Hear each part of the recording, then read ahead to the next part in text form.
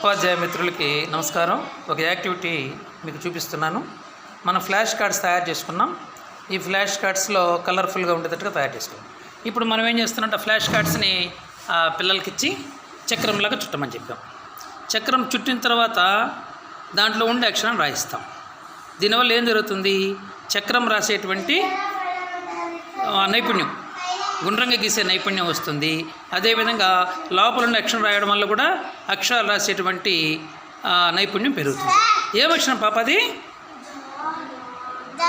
జడ. Very good, super. నువ్వు నాన్న చక్రం బాగా రాలేదు నీకు. ఆ అమ్మాయి చూడు ఎంత బాగా వేసిన చక్రం. తిరిపి మళ్ళీ చక్రంకి, మళ్ళీ చక్రంకి.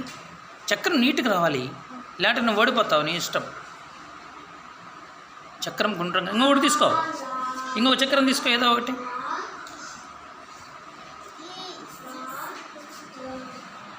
ఇంకో చక్రం తీసుకో, ఇంకోటి తీసుకున్నానా ఏదో ఒకటి. అట్ట చేయి, అక్కడ పెట్టుకో. Very good Madiha, super. ఇప్పుడు లోపల లెటర్ రాయమ్మా. ఏం అక్షరం అది?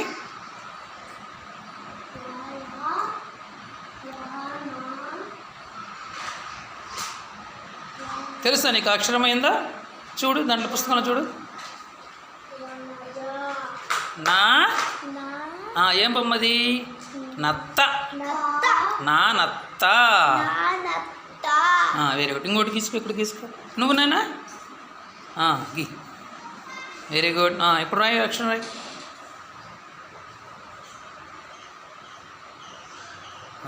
ఏం అక్షరం అది? లడ్డు. లా లడ్డు. ఇక్కడ ఉండకూడదు, ఇట్లా అంతవరకు. లా లడ్డు. ఓకే, థ్యాంక్స్ అండి. మరి ఈ యాక్టివిటీ బాగా నచ్చినట్టయితే మీ స్కూల్లో కూడా మీరు అమలు చేసుకోవాలని కోరుతున్నాను. ఇంకా చూడండి, ఇక్కడ తమాషా, ఈ పాపకి ఇచ్చినటువంటి చక్రంలో చుట్టూ డిజైన్ ఉంది. ఆ పాపకు డిజైన్ ప్రయత్నం చేసింది. ఇది యాక్టివిటీ యొక్క చేసే విధానం ఇంట్రెస్ట్గా ఉంటుంది పిల్లలకి. ఓకే.